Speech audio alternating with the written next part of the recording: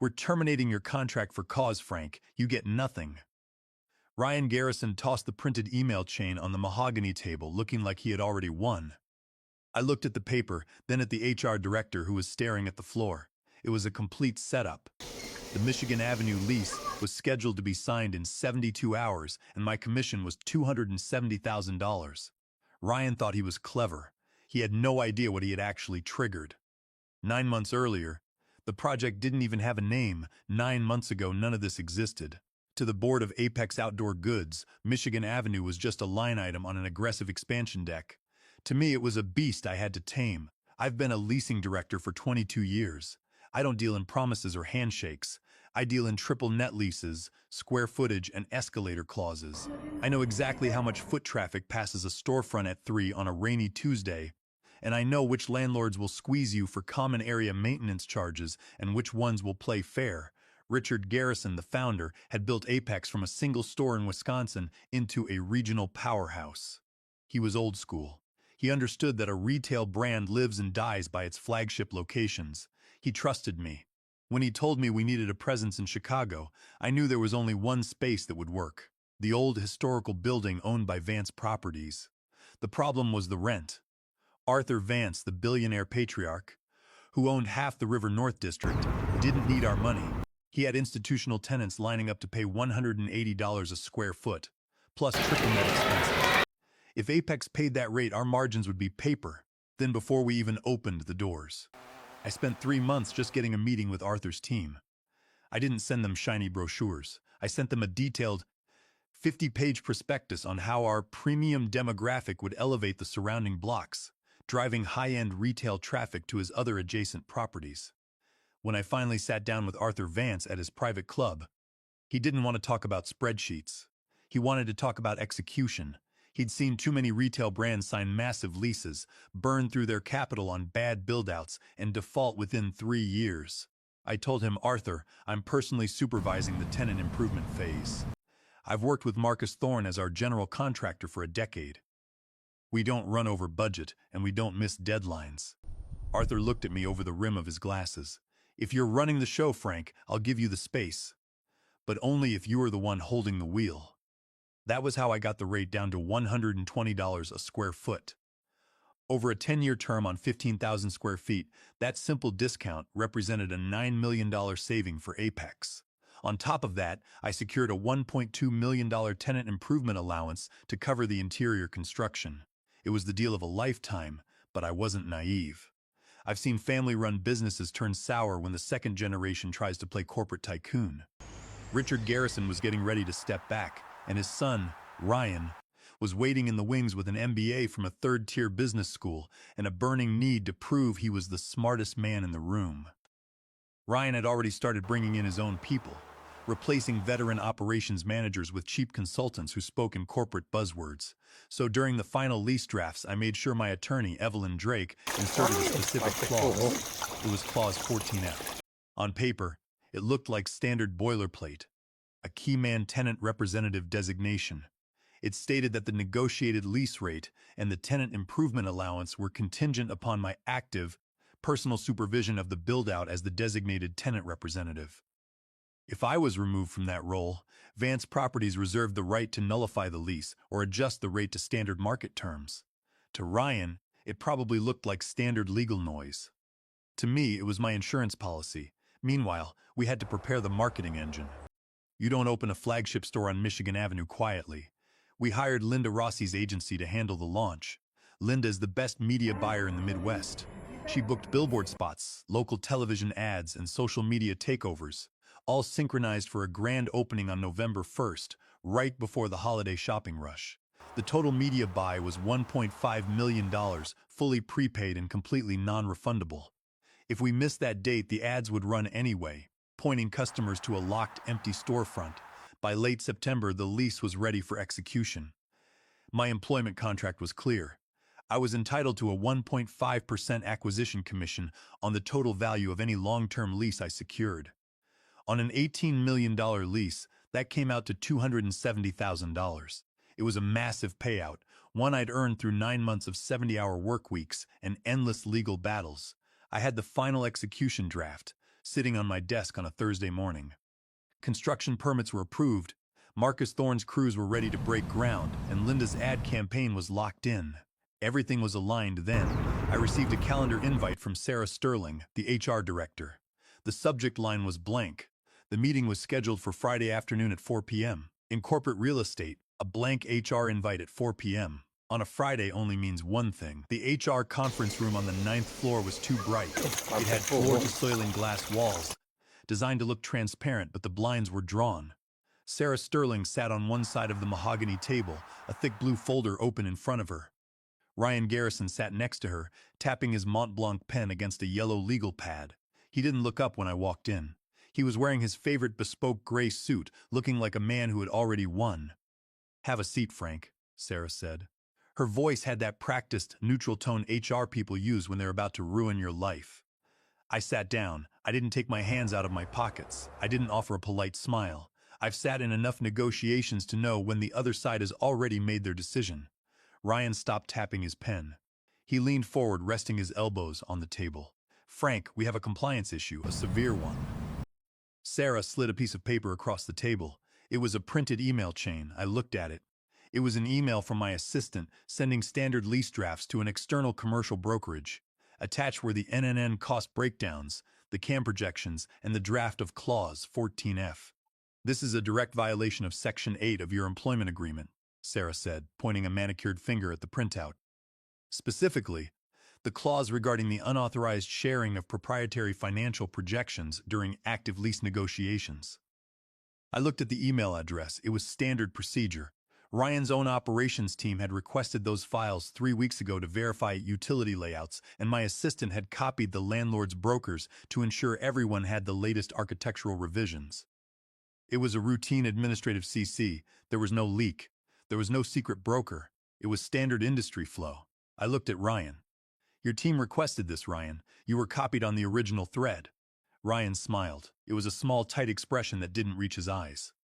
"I don't recall that, Frank. And even if my team needed it, your assistant sent proprietary CAM projections to a third-party domain without a signed NDA addendum. That's a breach of fiduciary duty. It's a termination for cause." I let the silence hang in the room. I've negotiated leases with hardened Chicago street-smart landlords who would steal the gold out of your teeth. But Ryan was different. He was clumsy. He was trying to use a minor administrative protocol as a cudgel to save $270,000. "So," I said, keeping my voice even, "you're firing me." "We are terminating your contract, effective immediately," Sarah corrected, sliding a second document over.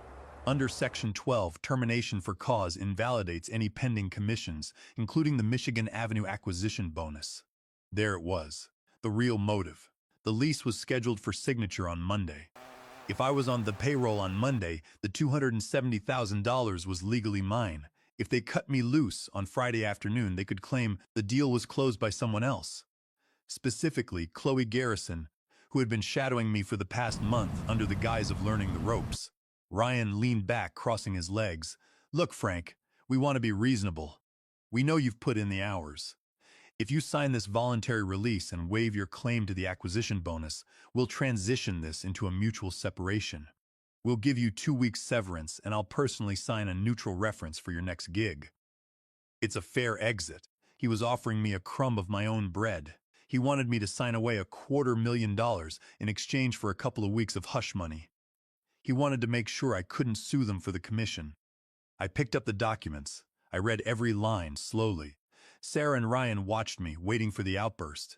They expected me to argue, to threaten to call Richard, to make a scene. But I learned that anger is a waste of leverage. I stood up, leaving the release agreement unsigned on the mahogany table. I folded the termination notice and put it in my breast pocket. "Understood," I said. Ryan blinked. He looked disappointed. He wanted a fight, or at least a negotiation. "That's it? You're not going to sign? I'll have my attorney review the termination terms," I said calmly. "Frank, if you walk out that door without signing, the severance offer is off the table," Sarah warned. "And we will contest any claim for unemployment." "I heard you," I said. I walked out of the conference room and down the quiet carpeted hallway to my office. It was 4:30. The corporate floor was mostly empty. People were already heading out for the weekend. I grabbed my leather briefcase from the chair. I didn't need to pack much. My personal files were already backed up. I took the silver-framed photo of Richard Garrison and me standing in front of our Denver store 10 years ago, back when Apex was run by men who kept their word.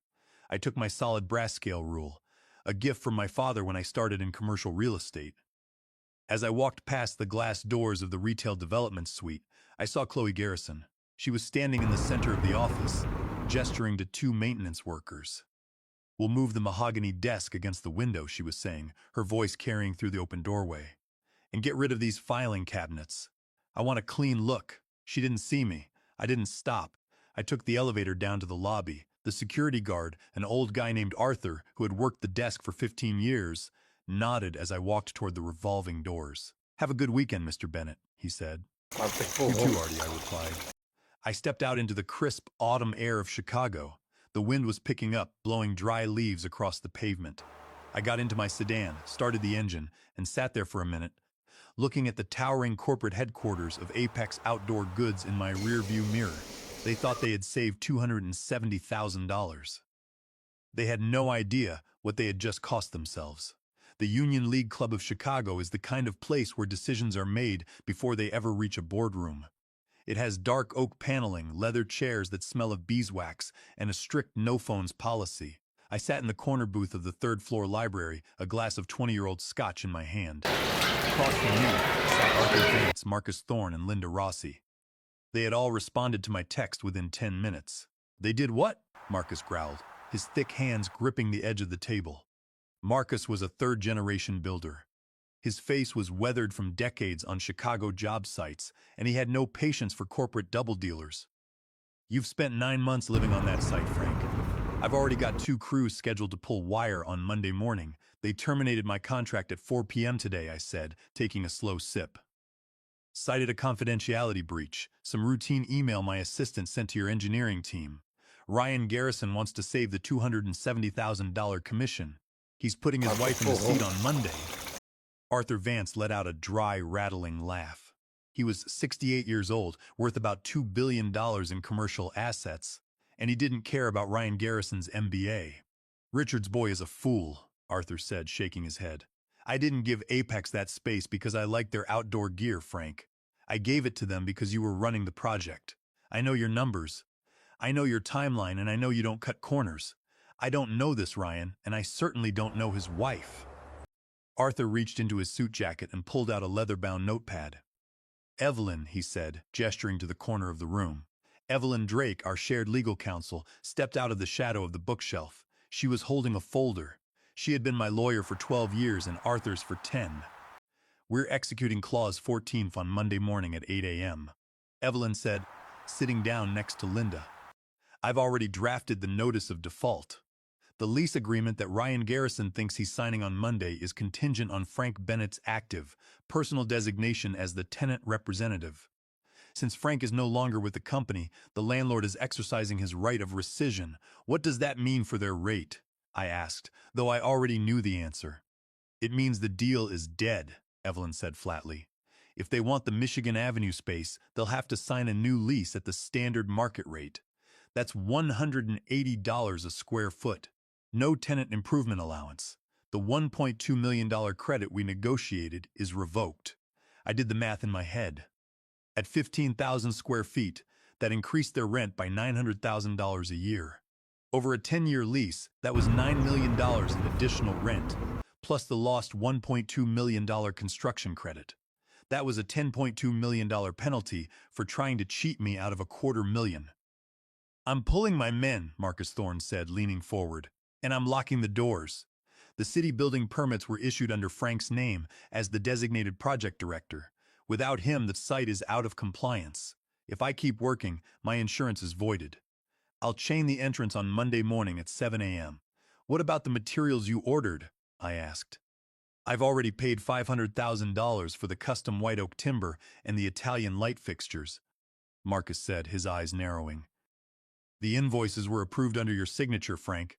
Since the company is terminating your authority, I'm filing a mechanic's lien against the property on Monday afternoon. That locks their asset. They can't bring in another contractor, and they can't move a single box until they pay me in full." Linda Rossi smiled. It was the smile of a media buyer who had spent 20 years placing high-stakes ad campaigns. And the marketing clock is ticking, she said. The grand opening campaign is locked. I've got $1.5 million in non-refundable ad buys scheduled to go live on October 15th. Billboards, transit stops, local television spots. If the store isn't open by November 1st, they'll be spending $50,000 a day advertising a locked door. Can Ryan pull the ads? I asked. Not without losing the entire deposit, Linda said. The cancellation window closed last Friday.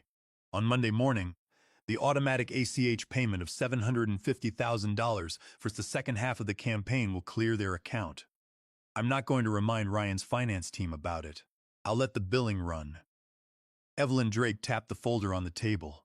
By 9 a.m. on Monday, Apex will have no lease, a padlocked flagship site, a $500,000 lien on their construction, and a $1.5 million advertising campaign telling the whole city to visit a store that doesn't exist. Arthur Vance raised his glass toward me. Here's to family businesses, Frank. They always make the best deals for us.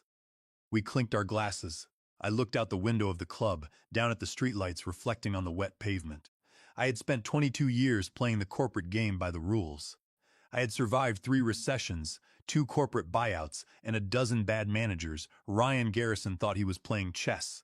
He was about to find out what happens when you try to play on a board you don't own. Monday morning arrived with the kind of quiet clarity you only get when a storm has passed, or when a trap is about to spring. I spent my morning at a small bistro on the Gold Coast, eating a soft-boiled egg and reading the Wall Street Journal. My phone was sitting face down on the marble table. It didn't buzz until 8:15. The first call was from a blocked number. Ryan's direct line. I ignored it. At 8:20 it buzzed again. This time it was my former assistant, her voice frantic when I picked up. "Frank, thank God you answered," she whispered. "The 9th floor is in complete meltdown. Ryan and Chloe arrived at 8 to do a walkthrough of the new office layout, and then the phones started ringing. The foreman from the Michigan Avenue site called.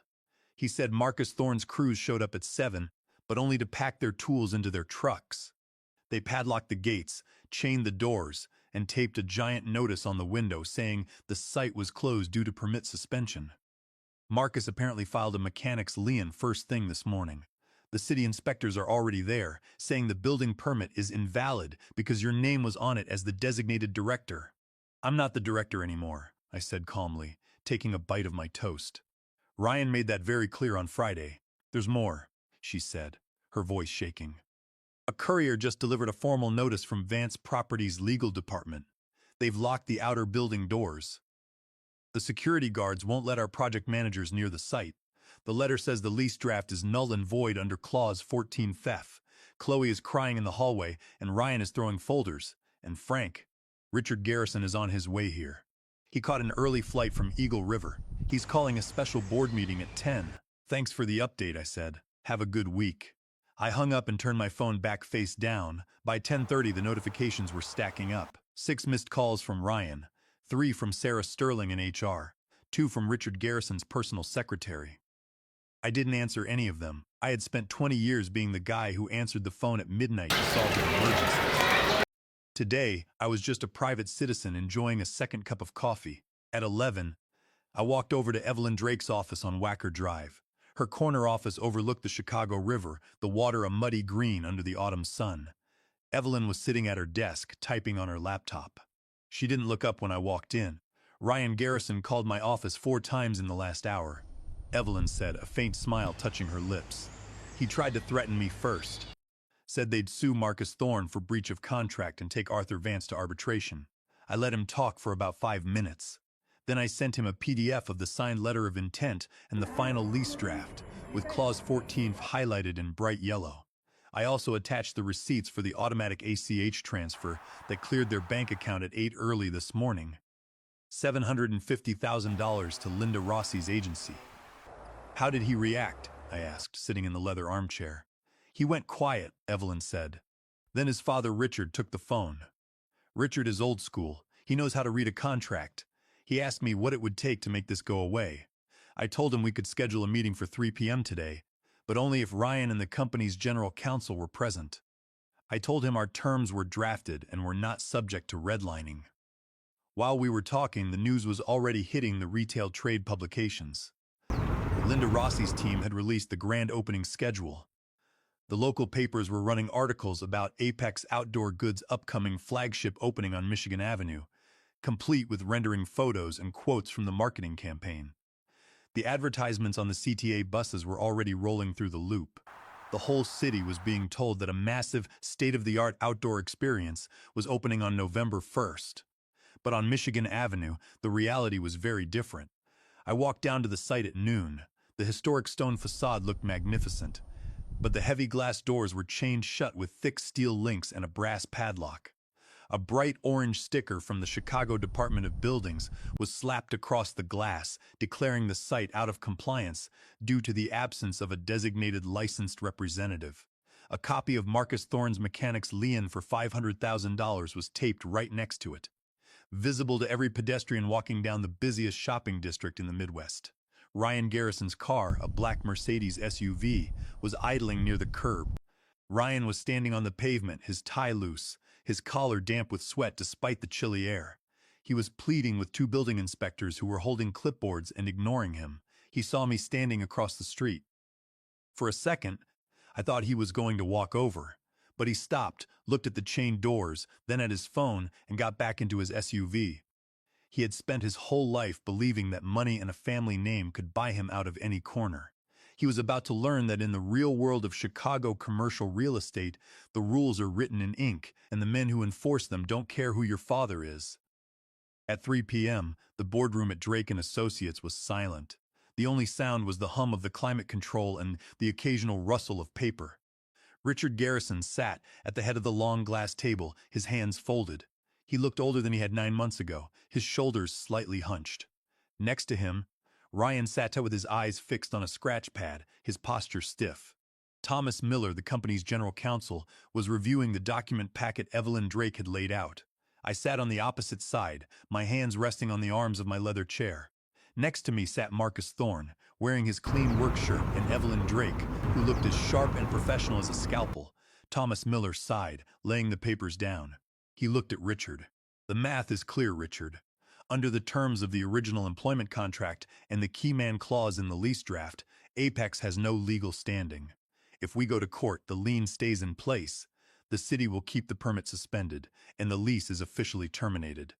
We'll lose the $1.5 million advertising spend, the $500,000 in custom materials, and the Michigan Avenue location permanently." Richard didn't look at his lawyer. He looked at his son. "Do you have anything to say, Ryan?" Richard's voice was low, flat, and cold. Ryan swallowed, his throat moving. He didn't look up. "I was trying to optimize the acquisition cost. The commission structure was. You were trying to steal from the man who built our retail network." Richard interrupted, his voice rising slightly, just enough to show the anger underneath. "You thought you could write off 20 years of loyalty with a fake HR violation to save a few pennies. Instead, you've cost us $1 million in immediate liabilities and $10 million over the life of the lease." Richard turned his gaze back to me. "Frank, I'm sorry. I should have kept my hand on the rudder." "I appreciate that, Richard," I said. "But the terms are on the table." Evelyn tapped the document. "We require 3 things to resolve this today. First, immediate wire transfer of the $270,000 in earned commissions. Second, $150,000 in severance and damages for wrongful termination. Third, immediate payment of $500,000 to construction to cover the custom materials and release the lien. Additionally, we require a signed, written statement from the board retracting all allegations of confidentiality breach, with a copy placed in Frank's permanent record." Richard reached for his pen. "Draw up the wire authorizations, Thomas. I'll sign them now. Dad, we can't just—" Ryan started, but Richard cut him off with a single look. "You're done, Ryan," Richard said. "As of 4 p.m. today, you are suspended from your role as Chief Operating Officer. The board will vote on your replacement tomorrow morning. You and Chloe can pack your offices tonight. Thomas will draft your separation terms." Ryan's face went white. He stood up, his chair scraping loudly against the hardwood floor, and walked out of the room without saying another word. Richard signed the documents in a quick, steady hand. He pushed them across the glass table to Evelyn. "The wires will clear by noon tomorrow, Frank," Richard said, standing up and shaking my hand. "I wish you the best." "You too, Richard," I said. By Tuesday afternoon, my bank account showed the wire transfers had cleared. Marcus Thorne had received his $500,000, and the mechanic's lien on the Michigan Avenue storefront was officially released. The orange permit suspension stickers were scraped off the glass, and Marcus's crews were back inside, pulling wire and installing the custom white oak fixtures. But I wasn't there to supervise them. On Wednesday morning, I walked into the lobby of the Vance Tower on Wacker Drive. I took the express elevator to the 40th floor. The double doors opened into a lobby of polished marble and glass, overlooking the loop and the river. Arthur Vance was waiting for me in his corner office. He pointed to the desk by the window. "Your new home, Frank," Arthur said, offering me a cigar. "Senior Vice President of Commercial Acquisitions. Your base salary is 50% higher than what Apex was paying you, and you'll get a half point on every acquisition we close in the River North District." I sat in the leather chair, looking out at the city below. The Chicago River wound like a ribbon between the skyscrapers, and in the distance I could see the roof of the Michigan Avenue flagship. I placed my solid brass scale rule on the dark walnut desk. I took a slow sip of my coffee. It was hot, fresh, and tasted like victory. I had spent my life building value for other men, believing that the corporate ladder was a climb toward respect. In the end, I had to build my own platform to find it. I watched the traffic moving along Michigan Avenue. 40 floors below, the game was still going on. But this time, I was the one holding the keys.